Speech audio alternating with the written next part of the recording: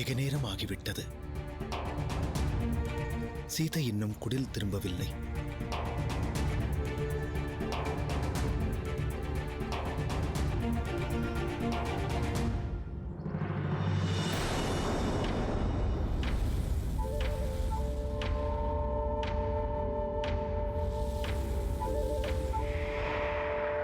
தாமா, வருகையின் காரணம்? தவறிழைத்து விட்டேன். பெருந்தவறிழைத்தேன்.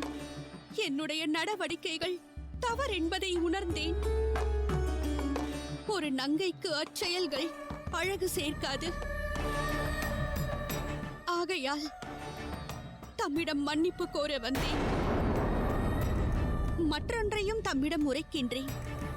தாமே என் பிராணநாதர், இந்த பேதையானவளின் வாழ்வின் துணை. என் மனதாலும் உடலாலும் தங்களையே நான் என் வாழ்வின் துணையாய் ஏற்றேன்.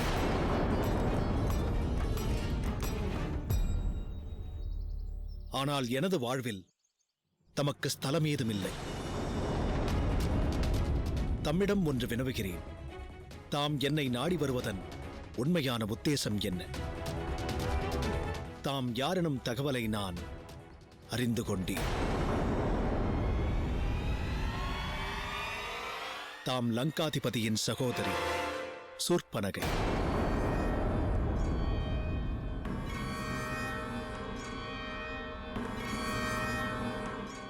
தம்மிடம் இத்தகவலை நான் ஏன் மறைத்தேன் என சிந்தித்திருப்பீர்கள். காரணம், லங்காதிபதி தம்முடைய சத்ரு. அவரின் தங்கையான நான் தம்மீது பிரேமை கொண்டதால் உண்மையை அறிந்து தாங்கள் என்னை நிராகரித்து விடுவீர்களோ என அஞ்சினேன்.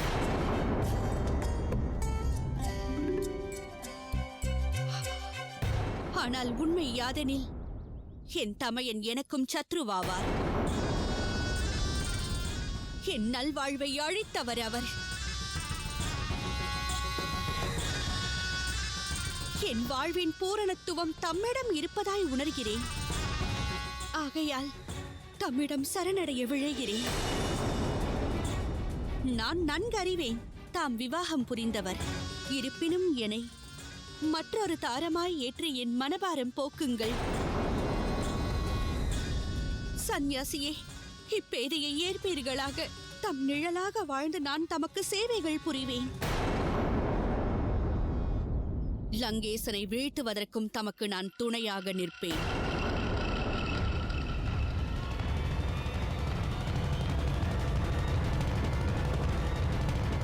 தேவி, என் நிலை உணர்வதில் தாம் தவறிழைத்தீர்கள். சீதையே எனது அர்த்தாங்கினி. அவள் ஒருத்தியே என் தாரம். சீதையைத் தவிர எனது வாழ்வில் மற்றொரு நங்கைக்கு ஸ்தலமில்லை தேவி.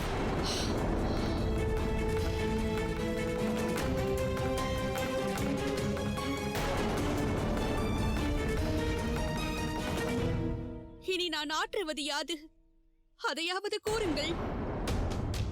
தாம் நிச்சயம் என்னை ஸ்வீகரிப்பீர்கள் என்ற நம்பிக்கை கொண்டு நான் சுக வாழ்வை நிராகரித்து வந்தேன். ஆனால் தாம் என் மனபாவத்தை அவமதித்து விட்டீர்கள். வழிகாட்டுங்கள் ஐயனே. இனி தம் துணையின்றி சூர்பனகை எங்கு செல்வாள்? மீண்டும் லங்கை செல்வதே நன்மை பயக்கும். உடன் பிறந்தவர் உகந்த வரனோடு சேர்ப்பார். ரகுநந்தரே, வாழ்வில் அனுபவித்த அவமானங்கள் போதாதா? சாபம் பெற்ற வாழ்வை பெற வேண்டுமா?